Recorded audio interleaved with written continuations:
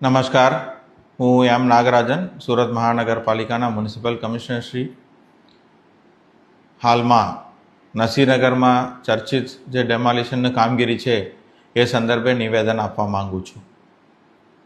30/5/2024ના રોજ સેન્ટ્રલ ઝોનના અધિકારીઓ દ્વારા લાઇન દોરીનો અમલ કરવા માટે અને ડિમાર્કેશનનું કામગીરી કરવા માટે ઉચિત પોલીસ બંદોબસ્ત લઈને કામગીરી કરવામાં આવી હતી. લાઇન દોરીને અમલ અને ડિમાર્કેશનની કામગીરી દરમિયાન ડેમોલિશન પણ એમના દ્વારા કરવામાં આવેલી છે અને લાઇન દોરીનો અમલ પણ કરવામાં આવેલી છે. હાલ આ મેટર હાઈકોર્ટમાં પિટિશન કરવામાં આવેલ હોય એની અંદર વધારે વિચાર વિમર્શ કરવું એ ઉચિત નથી.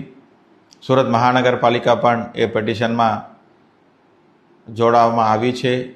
તો એના માટે જે પણ કાયદાકીય પ્રક્રિયા કરવાનું હશે, કોર્ટમાં રજૂ કરવાનું રહેશે, વિગતો એ બધું રજૂ કરવામાં આવશે અને હાઈકોર્ટનું જે પણ નિર્ણય હશે, ચુકાદો હશે એને ચુસ્તપણે પાલન કરવામાં આવશે.